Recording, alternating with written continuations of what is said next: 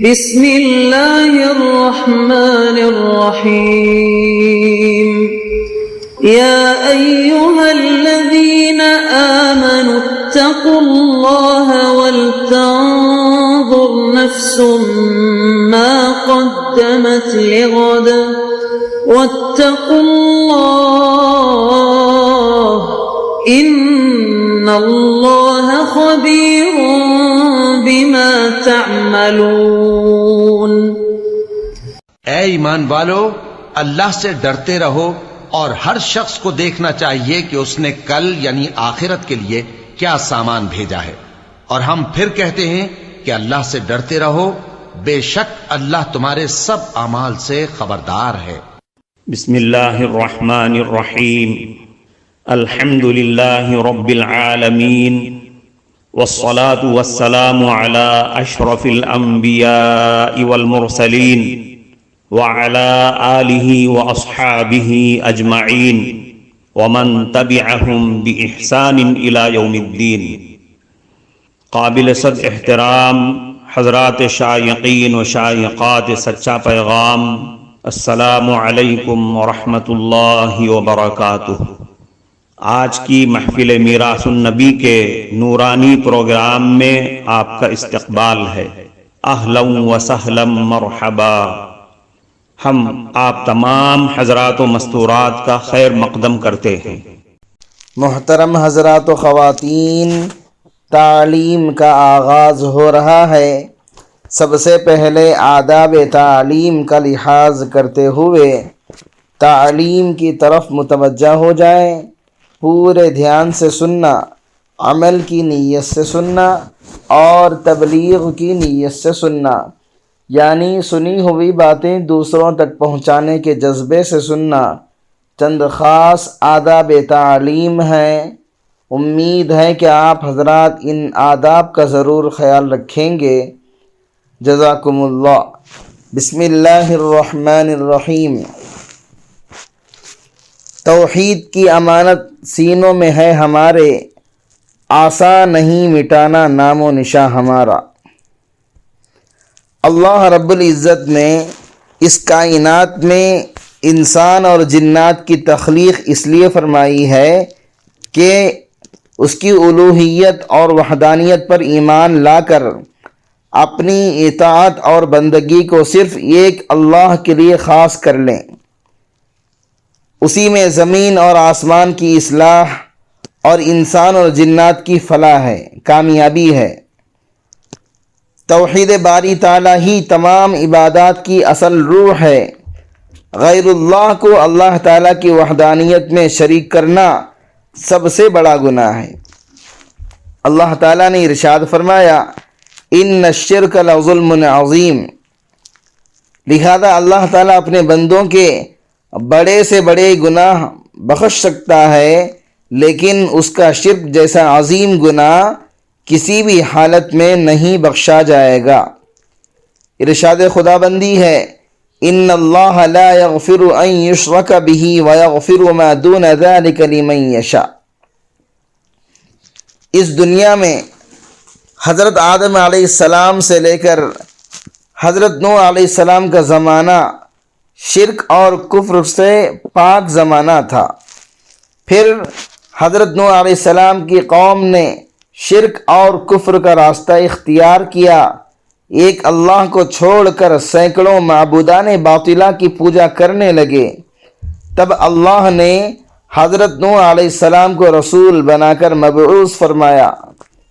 آپ 950 سال تک توحید کا پیغام سناتے رہے، اپنی قوم کو اللہ کی طرف بلاتے رہے، رات اور دن ان کو سمجھاتے رہے، پھر بھی وہ بدبخت قوم ایمان نہیں لائی۔ تو اللہ تعالیٰ نے پوری قوم کو شرک اور کفر کی پاداش میں ایک عظیم الشان طوفان میں غرق کر دیا، ڈبو دیا۔ ذرا حضرت نوح علیہ السلام کی بے چینی اور فکر مندی دیکھیے، ان کی دل سوزی اور درد مندی دیکھیے کہ قوم کو دعوت دے رہے ہیں، کامیابی کی طرف بلا رہے ہیں، مگر قوم بھاگ رہی ہے۔ تب حضرت نوح علیہ السلام اللہ رب العالمین سے شکایت کرتے ہیں اور فرماتے ہیں قال رب انی دعوت قومی لیلا ونہارا فلم یزدہم دعائی الا فرارا۔ کہا نوح نے اے میرے رب، میں نے اپنی قوم کو بلایا رات اور دن، مگر میرے بلانے پر وہ توحید سے بھاگتے ہی رہے۔ آگے فرمایا ثم انی دعوتہم جہارا ثم انی اعلنت لهم واسررت لهم اسرارا فقلت استغفروا ربکم انہ کان غفارا۔ پھر میں نے ان کو کھلم کھلا دعوت دی، پھر میں نے ان سے اعلان کر کے بھی کہا اور چپکے چپکے بھی بلایا کہ اپنے رب سے مغفرت طلب کرو، وہ بہت مغفرت کرنے والا ہے۔ اور جب قوم نہیں مانی اور حضرت نوح علیہ السلام کو ستانے سے باز نہیں آئی، تب حضرت نوح علیہ السلام نے ان کی ہلاکت اور بربادی کی دعا فرمائی۔ اللہ تعالیٰ ان کے دعا کے بارے میں فرماتے ہیں وقال نوح رب لا تذر علی الارض من الکافرین دیارا۔ نوح نے کہا اے میرے رب، زمین پر ایک بھی کافر کا گھر مت چھوڑیے گا، سب کو ہلاک و برباد کر دیجیے گا۔ میرے دوستو، اسی طرح شرک اور کفر کے سبب طوفان نوح کا عذاب عام آیا تھا۔ اسی شرک کے سبب قوم عاد اور قوم سمود کو ہلاک کیا گیا تھا۔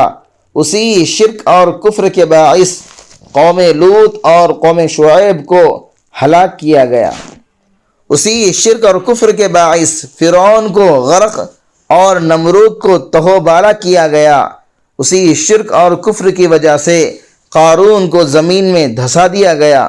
اسی شرک کے سبب بڑی بڑی قوموں اور بستیوں کو نیست و نابود کیا گیا، اور اسی شرک اور کفر نے بڑے بڑے ناموروں کو ہلاک و برباد کر دیا۔